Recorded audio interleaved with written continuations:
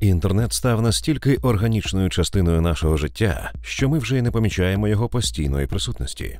Все більше наших повсякденних справ відбуваються у цифровому вимірі. Тут ми знаходимо інформацію, купуємо та продаємо речі, дивимось кіно, граємо в ігри, замовляємо їжу, консультуємось з лікарем та навіть шукаємо кохання. Щороку дедалі більше процесів та явищ оцифровуються, автоматизуються та об'єднуються у єдину інформаційну мережу. Вже сьогодні вулицями деяких міст у США їздять безпілотні автівки. Розумні холодильники слідкують за наявністю та терміном придатності продуктів. І коли, наприклад, закінчуються яйця, холодильник сам зможе замовити їх в інтернет-магазині. Розумні годинники вміють вимірювати пульс та навіть викликати медичну допомогу в разі потреби. І це лише початок. Існує так звана концепція інтернету всього. Про неї ми розкажемо докладніше у лекціях про історію веб-дизайну. Відповідно до цієї концепції, якоїсь миті кожен феномен у світі буде об'єднаний у єдину мережу обміну інформацією. Не лише техніка, а реально все, що є на землі. Хмари, хвилі, люди, тварини, дерева, річки, океани – все живе і неживе. І тоді дійсно можна буде відстежити, як помах крил метелика в одній частині земної кулі призводить до шторму в іншій. Поки що, звісно, ця перспектива видається фантастичною і не надто близькою. Але сучасний світ рухається в майбутнє стрімко, а пандемії та природні катаклізми лише пришвидшують цей рух. Наразі ми активно оцифровуємо себе і вже суттєво просунулись для того, щоб об'єднати людство у спільну мережу.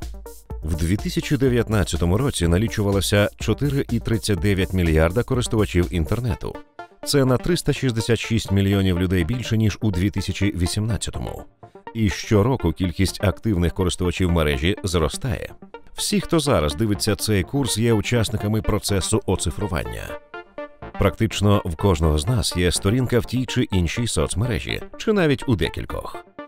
Так само і в кожній компанії, продукту, бренду чи організації неодмінно має бути цифровий профіль – веб-сайт. Засновник компанії Microsoft Білл Гейтс ще у 90-ті роки ХХ століття зазначав: якщо в компанії не буде сайту, то й цієї компанії незабаром не стане. І хоч певний час ці слова здавалися бізнесменам дещо перебільшеними, сьогодні вони є очевидними. От скажіть відверто, ви б звернулися за послугами до компанії, в якої немає веб-сайту? Отож бо. Саме поняття веб-сайт походить від двох англійських слів – «веб» – дослівно павутина, та «сайт» – місце. Тобто буквально веб-сайт означає «місце в павутинні». Звісно, сайт більше, ніж просто місце. Це цифровий продукт, часто інтерактивний, що виконує певну функцію, як правило, інформаційну або комерційну. Сьогодні в інтернеті існує понад 2 мільярди веб-сайтів, і щодня ця кількість зростає.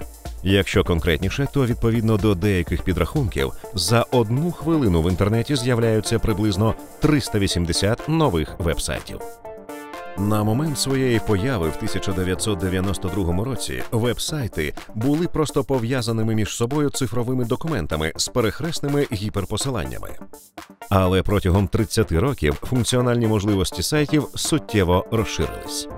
Так, презентаційні сторінки компаній з описом їхніх послуг та пропозицій – це все ще веб-сайти. Втім, інтернет-магазини теж веб-сайти. Стримінгові сервіси – також веб-сайти. І соцмережі – веб-сайти. І посадкові сторінки – так само веб-сайти, хоч і маленькі. Та і креативна практика, і платформа Cases, звісно, теж веб-сайт. Технічно сучасні веб-сайти дають можливість не лише переглядати інформацію, а й спілкуватись, слухати музику, відвідувати музеї, блукати вулицями міст, долучатися до конференцій та форумів у віртуальній реальності. Суттєво змінювались і можливості візуального оформлення сайтів.